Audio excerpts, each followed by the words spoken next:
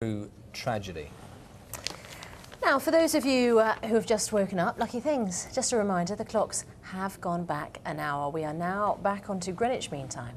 So lighter mornings, darker evenings ahead. Yes, David Prerau has written a book all about the clocks changing and why we do it. Good morning to you. Good morning. You managed to get here on time, so no confusion.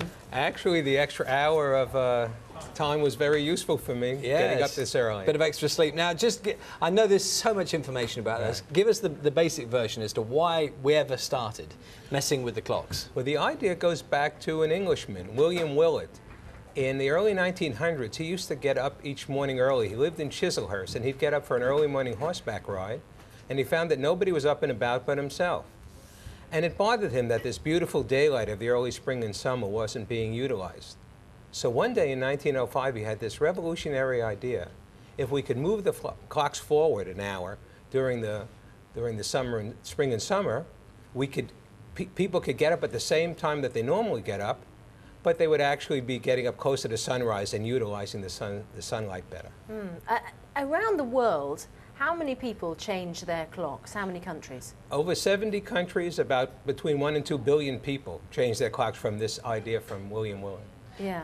And it has, over the years, it's presented quite a few problems, has it not? In terms of complications of time zones, all sorts of messes people have got into. Yes, different areas change their clocks at different times. In fact, there was a period in the 1950s and 60s in the United States where each city could decide if it wanted to have daylight saving time or not and when to start it.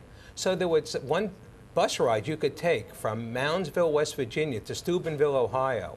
And it was only 35 miles, but because some cities were on daylight saving time and some weren't, you would have to change your watch 7 times in 35 miles. Well, it's actually split down the middle. That's bizarre. And I understand this is the last time that the US and the UK will actually change the clocks on the same day. Is that going to lead to problems? Yes, it will.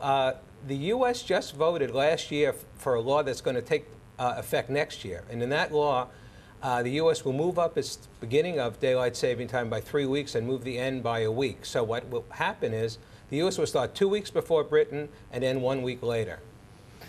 Yes, I can see how that's going to lead to some confusion. Yes, it's all detailed. This is David's book, Saving the Daylight. It's full of extraordinary anecdotes and information about it. So thank you very much for coming in so early this morning. Thank you. Tell us all about it. We'll be talking to you a little bit later on as well. Thanks very much. 17 minutes past 6. Let's bring you the headlines now on breakfast. A report on climate change has warned of catastrophe for Africa if nothing is done to tackle the problem. 4 staff at the hotel where 2 British children were killed by a gas leak are set to face manslaughter charges.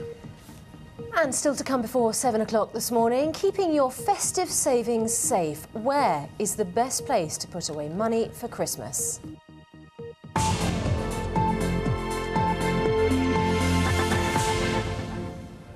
Let's have a look at the weather on this rather dark morning. Louise is with us.